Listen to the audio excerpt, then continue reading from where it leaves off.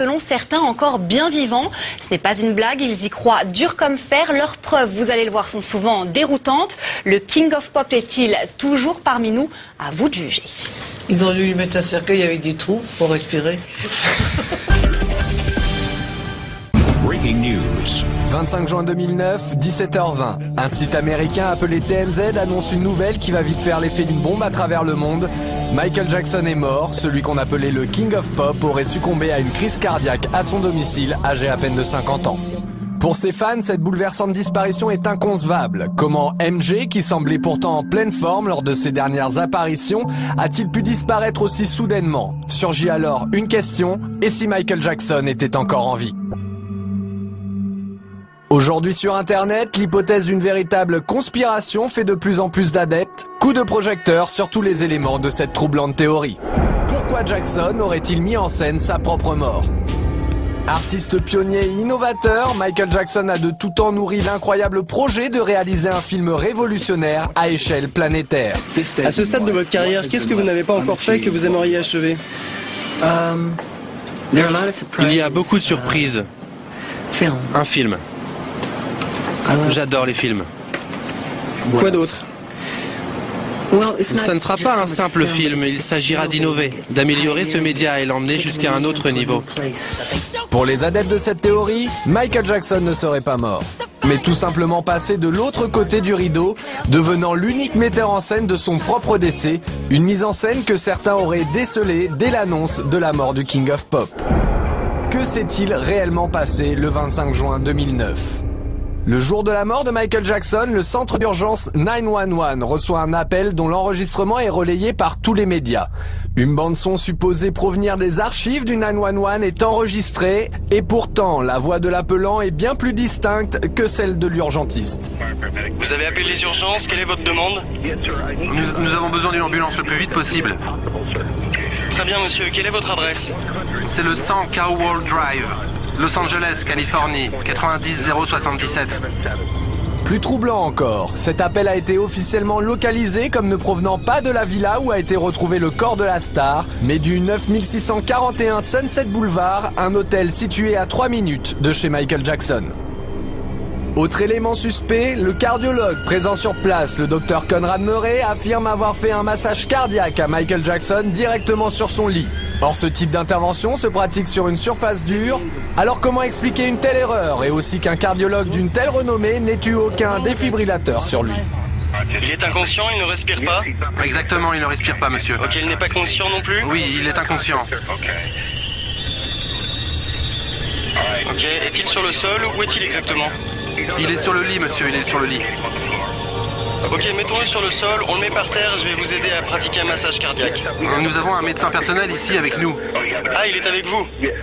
Oui, mais il ne répond pas à ces massages cardiaques. Ah, écoutez, on arrive. Et ce n'est pas tout.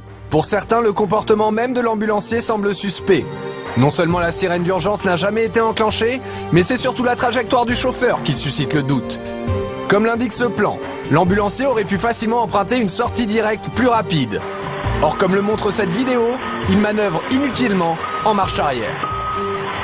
Alors pourquoi tenait-il autant à repasser par l'entrée? Peut-être parce que c'est là qu'étaient placés 2 caméramans et un paparazzi prêts à relayer l'événement. De cette sortie en urgence, un seul cliché du corps de Jackson apparaîtra dans les médias. Celui-ci pris par un certain Ben Evenstad. Comment se trouvait-il sur les lieux de l'événement? Des questions d'autant plus troublantes qu'on a retrouvé des photos de Ben Evenstad et Michael Jackson, visiblement amis de longue date. Les fans remarquent alors que sur le cliché fourni par le paparazzi, Michael paraît plus jeune de 10 ou 15 ans. Il ne leur en faudra pas plus pour retrouver 2 photos datant de 1980 et 1985 et qui ressemblent étrangement au fameux cliché. S'agit-il d'une photo truquée? Les images de l'ambulance auraient-elles été enregistrées? S'agirait-il vraiment d'un tournage de film? Une chose est sûre, Michael aurait voulu que la vérité à son sujet triomphe chez ses fans. Michael Jackson était-il présent à son propre enterrement? 7 juillet 2009, jour des funérailles de Michael Jackson. La foule vient se recueillir au Staples Center de Los Angeles, rendre un dernier hommage au roi de la pop. Parmi les invités, un homme au chapeau retient particulièrement l'attention des fans. Il le surnomme Hatman. Certains se posent la question, Michael Jackson en personne se serait-il mêlé aux invités. 4 septembre 2009, jour de l'enterrement au cimetière de Forest Lawn. Le mystérieux Hatman refait surface. L'homme reste en retrait, mais la place que lui accordent les autres invités à cette cérémonie suscite bien des spéculations. Qui est donc cet homme? Quant au personnel de la cérémonie, le clan des fans le considère tout aussi suspect. Les agents d'accueil, tout sourire en ce jour de deuil, donnent une impression de déjà-vu. Et pour cause, ils ne sont autres que les danseurs du spectacle This Is It. Le réalisateur Kenny Ortega et le chorégraphe Travis Payne sont d'ailleurs eux aussi présents. Ce sont eux qui coordonnent l'enterrement filmé en haute définition à la manière d'un film. Les fans remarquent aussi les photos prises par des paparazzis en hélicoptère, comme celle de ce chemin à droite de la voiture, qui n'existe pas vu du ciel. Ou encore cet arbre près des poubelles qui disparaît. Dès lors les questions se multiplient, y a-t-il d'autres différences entre le film officiel et la réalité? Même les messages laissés par les sœurs Jackson éveillent les soupçons. Michael, je t'aime profondément et j'ai hâte de te revoir jouer encore. Continue ta magie. Je t'aime tellement et j'attends avec impatience le moment de te revoir sur cette terre. Lorsque les fans se font rembourser leurs billets pour la tournée This Is It, ils reçoivent un livre souvenir. Ce livre est exactement le même que celui offert aux 17 000 invités du Staples Center à une différence près. Une photo de Jackson avec Elizabeth Taylor a été remplacée par une photo de lui, l'œil derrière une caméra. Une nouvelle preuve pour les fans. Qui est réellement le Dr Murray? Pour les fans, des doutes subsistent aussi quant à l'identité du fameux Dr Murray. Le médecin n'est pas certifié dans le répertoire des internes médicaux des États-Unis et lorsqu'on cherche son nom dans Google, aucun résultat ne s'affiche avant 2009. Certains vont même jusqu'à trouver un anagramme dans son nom complet, Conrad Robert Murray Don Murder by Contract. Les certificats de décès sont-ils des faux? Pas moins de 3 certificats de décès différents seraient en circulation. Aucun n'ont un code barre identique et aucun n'ont été signés par un médecin. Mais ce qui trouble les sceptiques, c'est le deuxième nom officiel de Michael Jackson sur les certificats, Joseph. Pour certains, Jackson s'appelait en réalité Michael Joe Jackson. De nombreux documents officiels viennent étayer cette théorie et Jackson se présente ainsi devant les tribunaux. Alors comment est-il possible qu'une erreur aussi importante se soit glissée sur chacun de ces actes officiels? Devant le nombre d'erreurs, la réponse reste entière. Mais un autre détail éveille les soupçons des fans les plus passionnés. Lors de l'enterrement, ils remarquent que les 2 seules photos placées autour du cercueil sont issues de la pochette du disque Liberian Girl. Comme dans le clip de cette chanson, Michael Jackson est-il en train de faire croire à sa disparition alors qu'il est derrière la caméra? À la mort de Michael Jackson, en juillet 2009, le monde entier suit une à une les images du décès de la star. Une médiatisation à outrance qui va faire naître une étrange théorie. Michael n'est pas mort, les fans sont catégoriques. La disparition de leur idole a été montée de toutes pièces, comme le démontreraient certaines phrases de son entourage. Y a-t-il des lapsus révélateurs? Nous étions là, juste là, avec Michael, il y a à peine une semaine. Et pourtant, Michael Jackson était mort 2 semaines avant cette cérémonie. À la sortie de This Is It, Kenny Ortega continua ses étranges lapsus. Quand vous étiez en train de choisir, quelles images utiliser? Quelle était votre méthode? Tous les matins, j'emmenais Michael avec moi dans la salle de montage. Et on essayait de penser à ce que voudraient voir les fans dans ce film. Pourtant, les images de This Is It n'ont jamais eu vocation à être montées pour le cinéma. Alors comment Michael Jackson aurait-il pu assister à ce montage? Et enfin, ces étranges témoignages de Frank DiLeo, le producteur de Michael Jackson, au présent, comme si Michael n'était jamais mort. Michael Jackson a toujours fait ce qu'il voulait. Vous vouliez voir Michael? Vous veniez. Michael est-il disponible? Vous veniez. Même chose aujourd'hui. Vous voulez voir Michael? Vous venez. Pour les fans, ces lapsus ne sont pas le fruit de l'émotion, mais les preuves d'une mise en scène précipitée et mal préparée. Les adeptes de la conspiration sont catégoriques, Jackson et ses complices sont en train de manipuler les images de la mort du King. Une passion pour l'illusion que la pop star aurait toujours su pratiquer. Michael manipule-t-il les images?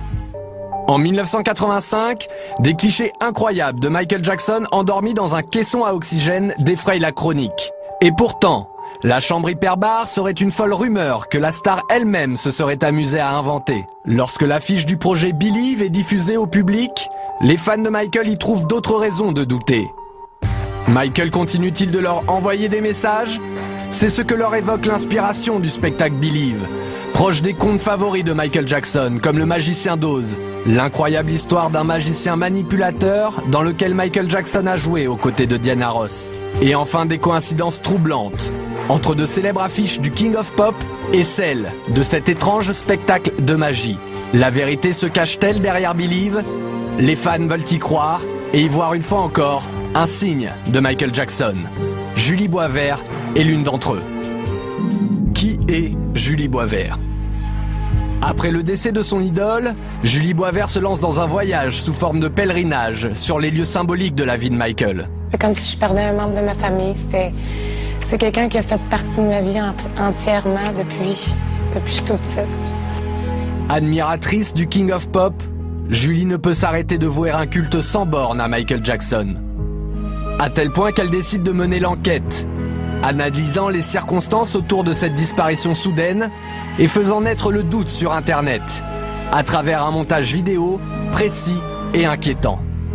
Michael Jackson aurait-il pris les traits d'une autre personne? Les proches de Michael sont catégoriques. MJ a toujours pratiqué l'art de la manipulation et du déguisement. Son frère Marlon, comme d'autres, raconte avec beaucoup d'humour ce goût de Jackson pour le déguisement. Je me rappelle avoir été un jour dans un magasin de disques. Il y avait cet homme qui achetait beaucoup de CD. Il avait une petite coupe afro et de drôles de dents. Et ses habits étaient affreux. Je me suis approché de lui et je lui ai dit « Michael, qu'est-ce que tu fais dans ce magasin ?» Face à cette fascination de Michael pour la transformation, de nombreux blogs relayent une étrange rumeur. La star continuerait d'apparaître en public, systématiquement déguisée pour pouvoir observer ses proches et sa famille depuis sa mort, et notamment le jour de son propre enterrement. Le doute sur la mort de Michael serait donc encore possible, alors quand apparaît sur le réseau social MySpace un étrange personnage nommé Dave Dave, les fans n'en croient pas leurs yeux. Dave Dave serait-il Michael Jackson? En 1983, un enfant nommé Dave Dave fait la une des médias. Victime d'un incendie criminel perpétré par son propre père, l'histoire de Dave Dave va émouvoir Michael Jackson. La star lui jure alors une amitié éternelle. J'ai senti une main se poser sur mon épaule et je me suis retourné. C'était Michael. Et vous savez quoi, Larry? Ce jour-là, nous nous sommes promis une amitié qui ne finira jamais. Soudainement, en septembre dernier, Dave Dave réapparaît sur le plateau de Larry King. Ce troublant personnage va donc faire amplifier la rumeur. Pour les fans, Dave Dave et Michael présentent trop de ressemblances troublantes. L'impossible devient alors envisageable pour eux, les mots et la voix seraient trop ressemblantes. You all mean very much to me, and I love you very much. May God bless you. I love you very much, and may God bless you all. I love you. Ces étranges coïncidences continuent aujourd'hui d'alimenter cette théorie selon laquelle Michael Jackson ne serait pas mort, une énigme qui ne cessera pas avant que les fans aient trouvé ce qu'ils veulent, la vérité, leur vérité. La vérité triomphe toujours.